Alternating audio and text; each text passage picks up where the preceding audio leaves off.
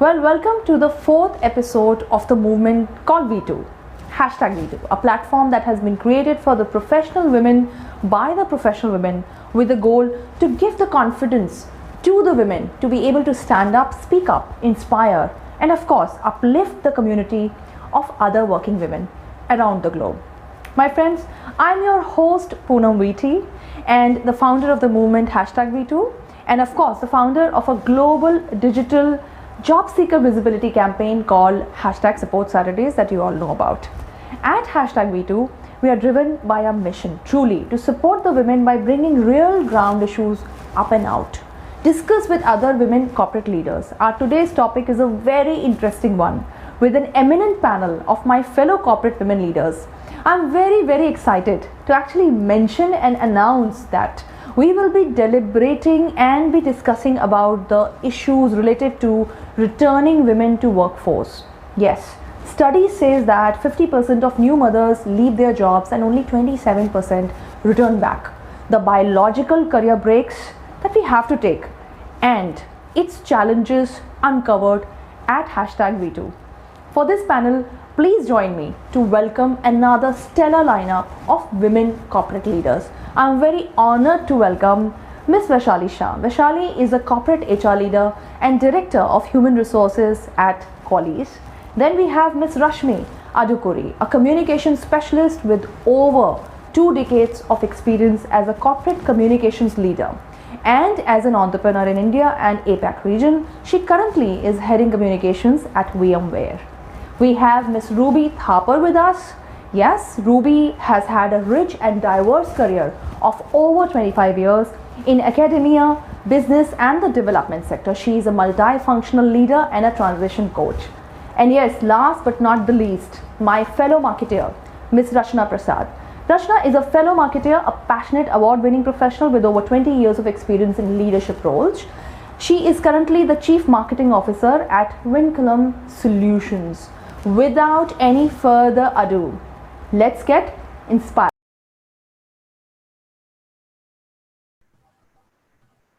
Welcome everyone. Welcome to the episode 4 of Hashtag V2. I'm really honored to have you here all for this panel discussion, and rather a discussion that is going to be very heart to heart, that will give out the knowledge and inspiring words, the words that are needed in the industry today for the women to propel ahead. Today's topic is very interesting one, and I'm so happy that all the women leaders from different sectors have decided to be a part of this panel today. I will straight come to Vaishali. Vaishali, you are a corporate HR leader, and I want to give out something very important that is being picked from the Genpact Center for Women Leadership report. It's by Ashoka University. It says that Indian workplace is skewed against, and I want to say the word again, against women. And while there are few entry points for them, the exit gates are many. Now, we are talking about the exit gates that are related to biological cycle of women.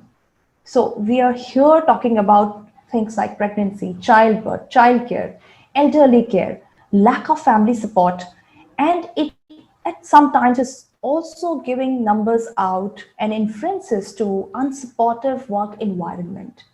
What is your view? I wanna have your views on the panel today related to set the stage for this panel with respect to, do you believe there are less entry points even in the digitally transformed world today? Or do you think it is the opposite? Please. Sure, thank you, Poonam. So I want to start with one very important thing that ages and from the beginning of civilization, we've always had the skewed scheme of things running around.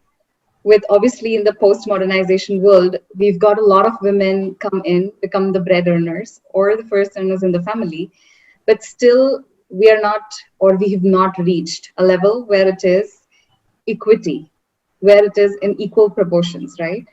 And I would also mention that in India, very specific to corporate, we are dangling in a ratio of 20 to 25%, which is to a very good number, if you ask me. And there are those organizations who are really doing well, to, reasonably run programs for diversity, inclusion, equity, and belongingness, which are able to go beyond 30% for the gender ratio.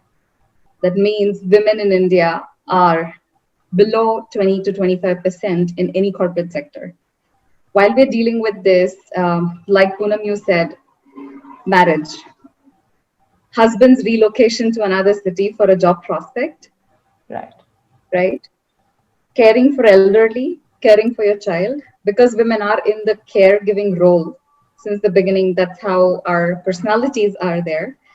We've been tasked upon to do that. And that brings us to a point where we all think that we have to leave or make a priority something else. So we've come to a stage where our exit points are a lot. And when I say exit points a lot comes from choices that we make and the support systems or environment which are available to us at whichever. And I'm not even going down different stratas of society. I would only stick to, where education is prevalent, everybody's given equal opportunity in that strata of society. We still have enough work to do. And I know of corporates, and being one who've drafted policy in my organizations or the assignments I've worked at, we've ran programs for returning women, we've ran programs for mentorship. When you come back from a maternity break, I belong to a high-tech industry. The skills or what is prevalent changes in 6 months. So that fast is the world and economy moving. And it is very relevant for us when somebody comes from a break to be able to bring them up to speed. So there are organizations which are doing it, but still there is a long way. The exits are a lot more, like you said, and entry points are a lot less.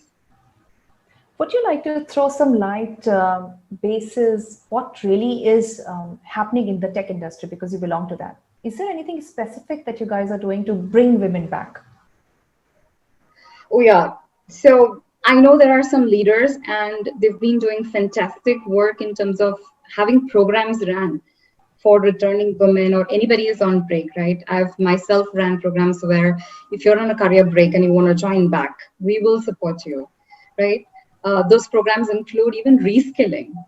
Sometimes you graduate or you take up your degree, you might have done it in a very different age with different knowledge. When you come back now, what is relevant? It is also a responsibility of the ecosystem to build that out. Sure. Right? I might have been a finance major, and right now I don't even know what the laws speak, right? Or the legislation of different countries. But if I have to be competitive, that will go in. So those are programs which a lot of corporates are doing. I can name a few. Just recently I was on, a leadership talk, right, where there were a lot of panelists who were talking about their own experiences, what they're doing for equity and inclusion, right? So just by saying we are diverse or we need women more in the organization does not help your case, because we're all diverse, even being women. But how are you bringing in that equality? Do my pay grades support that? Do I, so Johnson & Johnson, they run a wonderful program across the globe where even the profile, when it goes, a resume, right, for a position is masked. So inclusivity starts from there. Their breaks are masked so that people don't focus on what is a career break that somebody's taken, but they focus on what skill set they're bringing on the table. So some very progressive organizations are doing. And at the end, if you do not have the diversity, the product that you're getting into the market is not going to be for the real users. Absolutely. It's going to be for you. Very well said. Very well said. Let's move to Rashmi. Rashmi, there are many national surveys done to qualify this, what I'm going to put it out right now as an information. 27% of women in the Indian workforce join work. About 48% drop out within 4 months of returning from their maternity leave, and it's a documented fact. 50% drop out mid-career before the age of 30 for childcare or for marital reasons. Now, only 16%, and now that's a fact, right? 16% of senior leadership roles are held by women today in our country. If these exit gates remain open, achieving the global goal of 50-50, the ratio that we talk about of global equality, gender equality, is going to be a far-fetched thing. It's going to be just a dream. It has been battered by the COVID impact also. So now my question to you is this, that why is it so difficult for women to return back, you know? And what support do they really need in a meaningful way? Please. Right. Yeah, those statistics that you called out are glaring, right? And very sadly so. There is also a report that I have read where World Bank put out this report, which said there were about 20 in India who dropped out, and about 70% of them decided never to come back. And this was between 2004 and 2012. So it is sad for a country that puts out that many STEM female graduates year after year. So what happens really is, I think between the 5-year and 8-year career mark, unfortunately, the biological clock ticks in, and we all know that Vaishali talked about it. Unfortunately for women, the biological clock and the other milestones that they need to tick off also happens at the time where they need to focus on their career. So these women are doing extremely well, but at the 5-year, 8-year mark, they need to step out and they have to either care for aging parents or they raise a family. Now, every organization understands this, right? And this is something that has happened from time immemorial. Why are organizations only talking? What can they do beyond this, right? Now, it's almost become a trend to say, hey, we are supportive of returnee moms. We are very, very keen to have you back. But the moment they look at that resume, the one thing that screams is the break that they have taken. Right? So there are two things. One is that there are certain industries where you need to upskill. Right? The IT tech industry is one thing which is moving at a dynamic pace. But then there are other industries, for example, the HR department, or if you are a physician, the human body does not change. You just need, you need to study up or skill, a little bit, and then you're back to doing your job at your very best. The HR department normally talks to people who are, who are dealing with other people or skill sets, and, give them time. Why are organizations so close to having a profile of a woman, which, says that there has been a career break, or she has taken a break for whatever reason? I mean, it's her personal reason, right? So there are industries that should support it very, very openly. And I love that example that Vaishali talked about, the Johnson & Johnson one. That's the norm. I think that should become the norm. You do not ask them questions about your last pay. You do not ask them reasons for why you took that break. You are here. If your skill set matches with the requirement that you have, welcome them in. And unless you have this as an agenda, it's not, the statistics are not going to change. Absolutely. I think I second to everything that you said. What is it that is holding us back? Now, let's talk about what is it that is holding. Look, the organizations, still we are on our way to become digitally transformed as a world, right? So we say that your CV should be ATS compliant, your CV should be this, it is first checked by the softwares, agree. But ultimately it is reaching human hands. It is reaching the screens where humans are screening, right? Minus the example of Johnson & Johnson, what is it? I'm talking about the mindset. Let's just spend 1 minute on it. What is the mindset that is stopping us? What is the real issue, Rashmi, that you see here? Yeah. So there are two things, and I want to talk about both the employer and the employee.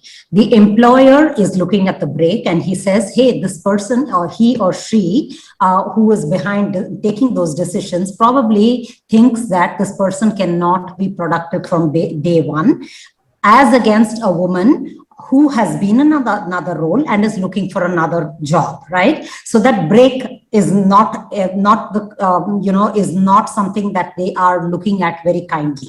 So that's the employer. Now the employee someone who has been out of the workforce for a while, and I can quote my example very close to home.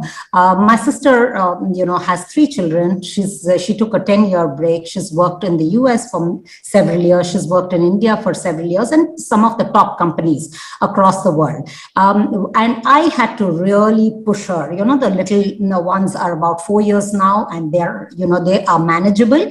I had to push her, but the confidence that she had to come back, the confidence that she had to, prioritize putting her resume, the confidence that she needed to say, I am a returning mom. Not everyone has that, right? And she's just, she has an aggressive sister in me. I pushed her, but not every woman is. We are all soft by nature, and that works. I mean, most organizations need someone like us. Otherwise, the world will be made of only macho men, and that's not good for anyone. But so you want, I think as women, we stop ourselves, because the confidence that we bring to the table is something that needs to be reiterated again and again. And end of the day, I think the world and the society looks at working women with a different lens compared to women who have taken a break. And that's got to stop as well. So both of those things are important. Poonam. Very, very pertinent points. And this really makes me come and jump to Ruby, who is a transition coach sitting with us. Ruby, I want to quote here a BBC report. It says, mothers traditionally bring up children in India. Now, we are also looking at India that is more, mushrooming with the tier 2, tier 3, the metros with nuclear families. But still, this is a mindset. We are talking about nuclear families, but this is a mindset. Few employers provide flexible working hours or creche facilities, so many working moms end up quitting their jobs after having children. Right? Now, let's look at the other side of it. Even women who have family support or can afford to pay for childcare have a lot of guilt. Now, I want you to tackle this point from a coach's perspective. This is because of the social conditioning of women that their responsibility, or the first responsibility, is to bring up children. Now, you must be talking to a lot of women who are going through transition, who are, in the midst of looking at their life and career ahead. I want to ask you a question, and I want you to throw some light on the guilt trip of women. I want you to inspire everyone who's watching this show today that you don't need to be in this guilt. You need to take care of yourself. Please. I think you're right. I mean, and everybody, including Vaishali and Rashmi, to some extent, alluded to it, that it's social conditioning, it's how we are brought up. And, we have a choice. We're scared to exercise that choice. True. We all have a choice at the end of the day, and this is the truth. So even if you choose to stay at home, there's nothing wrong about it, as long as you choose it. Absolutely. You say that I believe that this is my priority, and I relish in it, I thrive in it, I grow in it. I think if I have to bifurcate this, and if I say we play multiple roles in a day, you are a mother, correct, you're a manager, you're a leader, you're a subordinate, you're a peer, you're a daughter, you're a sister, we are all playing multiple roles. And if we look at each role as a role and say in every role I have a goal. So when I'm Absolutely. A mother, for 1 hour, I'm a mother, and I'm doing that role 500%. And then when I'm a professional, I'm a professional. We don't really look at it. We make mother our identity, and which is, I don't think it's true. I don't think even the best of moms are 100% or 24/7 only mom. You have so many dimensions to our personality, and I think we need to learn to celebrate that. That is always something that I personally do, and I push everybody to do, including my 74-year-old mother, telling her that you have so many aspects to you. Why should you not nurture them? And yes, the ecosystem is not friendly, but who's going to do that? I mean, we will do it.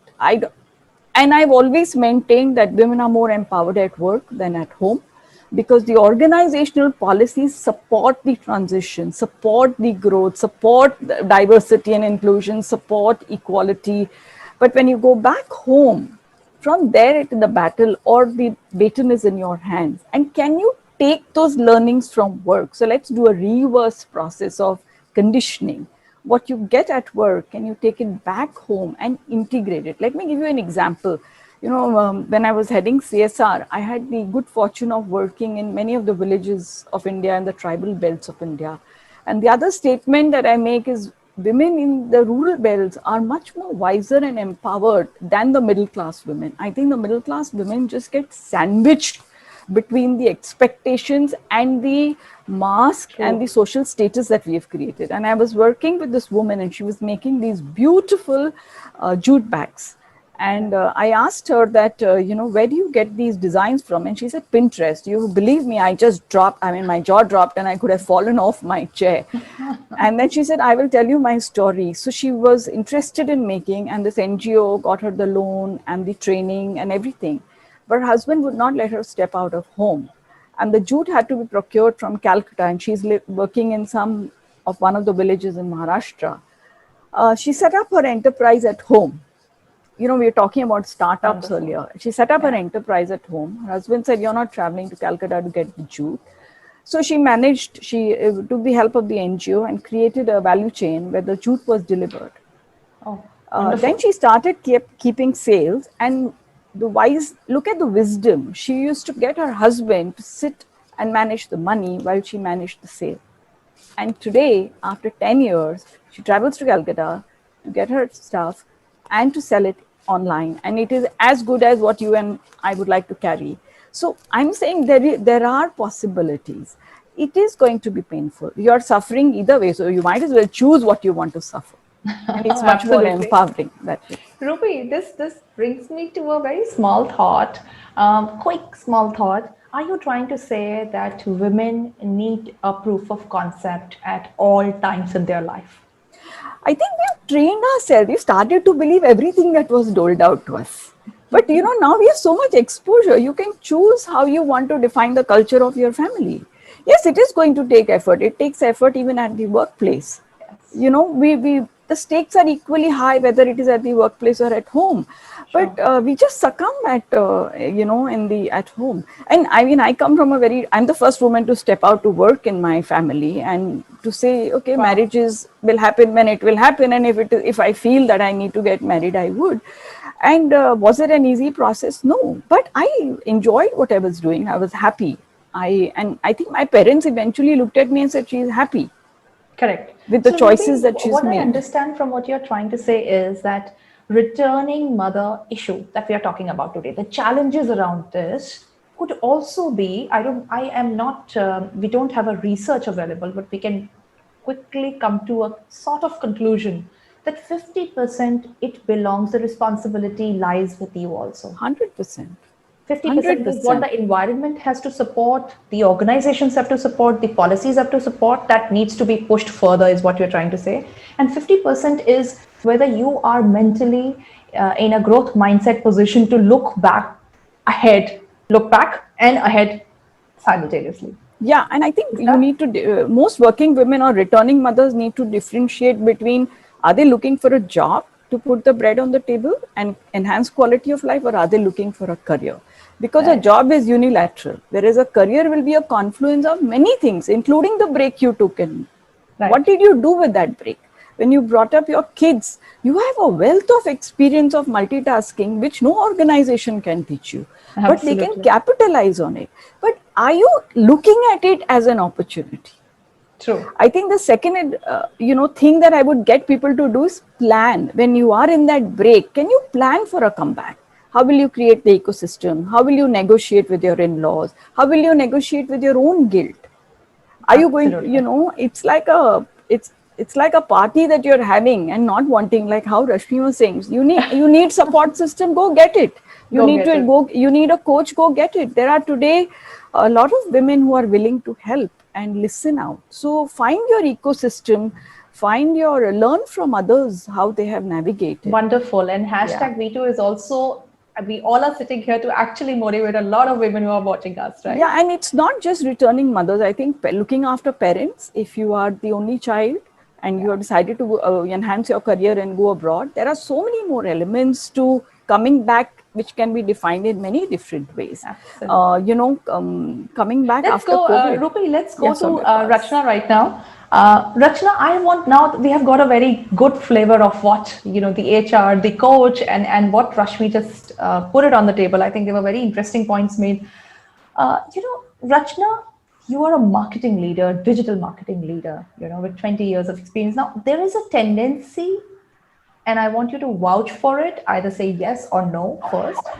There is a tendency to give greater importance to a man's job than a woman's job in India.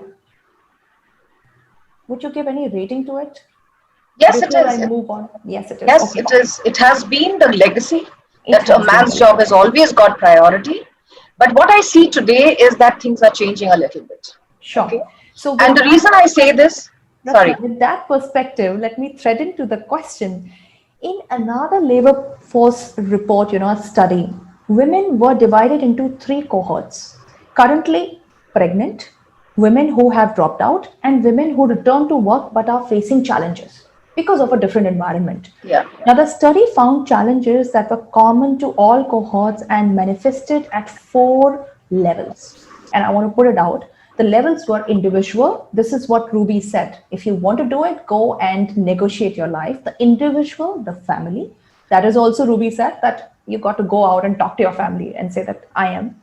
Then there are social norms that I think Rashmi harped upon, the social norm. Yeah. And the 4th quadrant or the cohort was around the workplace.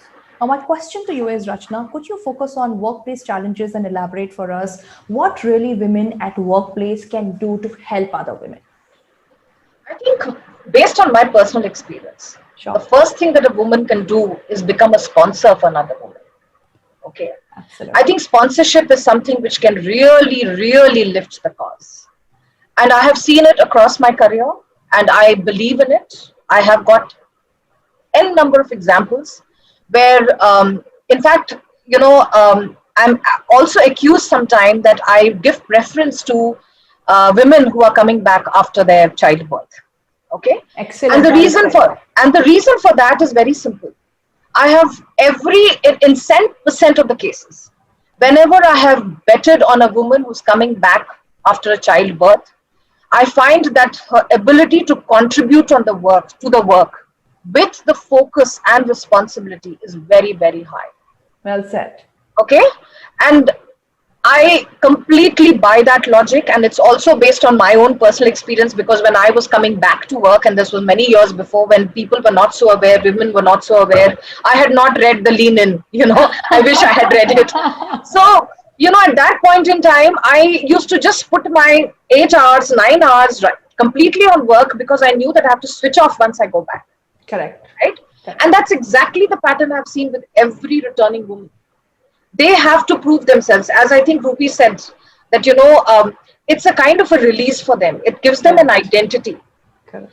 And they take it very seriously. It's not just about getting the bread on the table. It's about, I'm building a career. I'm not just taking care of kid and family and doing, whatever. I am using my education. All these things play psychologically on you. Absolutely. And I will also tell you an example. I have a super achiever of a friend who decided to get married late, etc., etc. And then at the peak of her career, she decided to move with her husband to another country. Okay. And she had a baby late, of course. And then she did not come back. She could not come back to work. The limitations were largely on account of the fact that the country did not have enough opportunities. And Sure. with her background, it was just unfortunate. It is sad that, till today, her family keeps telling her that, oh, you didn't do anything. Let's face it, she managed to live a full-fledged corporate life till the age of 40. Wow. It's only now that they have gone back. Now, please understand that's the ecosystem that we have moved to. Yes. Yes. Right? It's the ecosystem. There was a time when you had a traditional role, you were supposed to take care of this. Now the roles have changed. You have to handle everything. And when it comes to handling everything, you have to give opportunity to women. Absolutely. Okay, and it's the woman who will understand the woman first. And again, on the same track, I would say that when COVID hit, in my team there are a whole lot of women. And when COVID hit, I realized that there were women who were hugely challenged because they had to take care of home. Yes. They were no maids. Yes. And maybe the husbands are not as supportive because they have traditionally not been brought up to be able to take up a lot of responsibility within the house, right? Yes. And I feel that as a woman leader, it's your job to essentially create that level of confidence as well as ease for her to perform, right? And it's only a woman who can understand it as well. If there is Well said. setting the right expectations, etc., etc. It's finally, let me be very honest with you, in my entire career, I do know that the corporate world is very well designed for to be a boys club, right? You go for sutta breaks, you agree. do all those kind of things, etc., Yes. etc.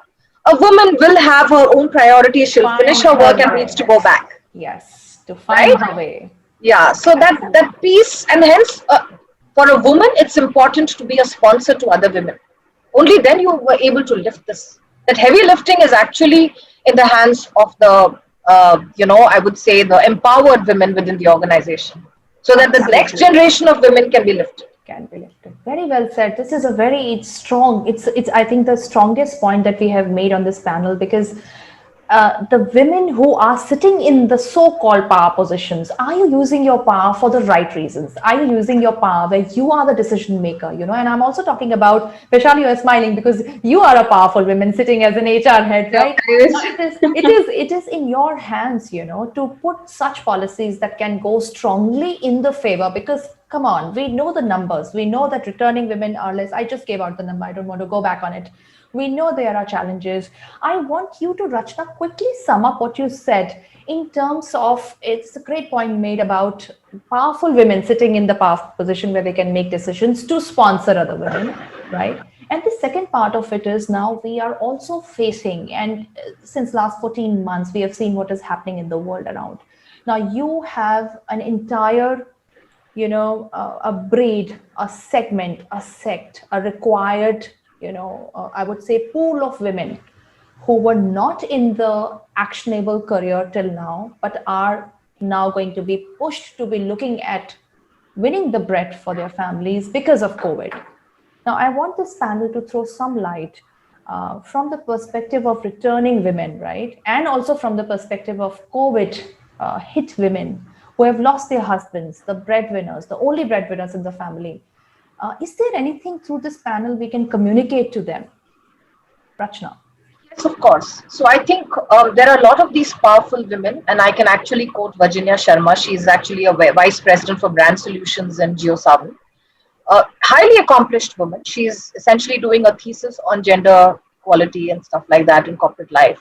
She is, I just read a post recently that she is helping people who, she doesn't call them COVID widows, she calls them COVID singles, right? And she's helping these women to essentially take up a job, skill them, and take up a job. Likewise, there are other organizations as well which are doing that. But clearly, one of the things that I would actually say, and this is again based on my personal experience, the first starting point, you will get support. In today's world, you will get support. Right. We are so well networked, we will get support, right? The most important thing is, don't allow anyone to tell you that you cannot do this. Wonderful. That's the starting point. Don't let anyone say, oh, you are not trained for this. Oh, you cannot get this kind of job. You can do everything. The word training itself means that you can be trained. Yes, you're never trained. Absolutely. You're never trained. You go and train yourself. So there cannot be any stage in life where you can't be trained. Yes. Each time you're alive, the training, the learning goes on, right? Absolutely. Wonderful. So no matter what, you just feel that I need to get back on the job. I need to get bread on the table. You will find a job. Right. Rashmi, you want to add on to this? Yeah, I guess it's amazing to hear what Rachna and the other folks are saying. You really need to be your own custodian, and you really need to take matters in your hand, right? Right. I mean, there are supportive people, maybe supportive husbands, but you've got to make up your mind. And you know, you are either a breadwinner or you are a career woman, and they are two different things. One other thing that we might, we don't talk about enough is look at women in the rural, part of India, or look at those women who come to work for us at home, right? They have little kids and they leave them because they don't have a choice. They don't have such panels. They don't have such panels to discuss, right? And most often than not, start, they don't have support. So they do what they need to do, and they become hardened in the process, right? And those kids also grow up. Hopefully, they grow up well. They grow up, into well-rounded of personalities. But then I'm saying all of these things. The women who are debating and wondering if they should not, they are doing that because they have the luxury of choice. Right? Absolutely. And we should look at those women who don't. Rachna was also talking about this whole help to be given to the COVID single women. COVIDwidows.in is another website that any of your viewers can log in and read about it. Definitely make the effort to go there and apply for roles. Finally, I think there are a lot of organizations that are offering upskilling and reskilling programs. So to all the women out there who want to come back, I would say that there's never been a better time to come back to work. Organizations are going out there, because of the policies. They are putting out those policies. They are lending you a hand, and don't let any of these barriers come in the way. Just make up your mind and go for it. It might take 6 months, it might take a year, but once you have, it will happen. Yes, things will happen. And once you're on track, it's hard for you to fall off that track. Absolutely. Thank you so much. I think this was just a very, very encouraging. I'm feeling motivated. Whatever you all said, I'm very sure these wise words will go out to the right people who needed to hear from us. The entire reason for setting up a panel like this, bringing women leaders, is because first aim is to normalize the pain. That yes, it is going to be difficult. Ruby, you just said it is going to be tough, but are you ready for it?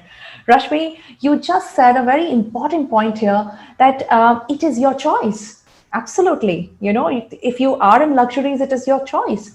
And Rachna, the point that you made, I want to keep it very, very strongly, and I want to reiterate on it, is sponsor other women. If we are decision makers, if we are in power positions in the organizations, it becomes our responsibility. Thank you so much, everyone. I enjoyed talking to you all. It is always wonderful to bring women leaders on this panel and inspire other women leaders. Thank you so much for your time. Thank you. Thank you.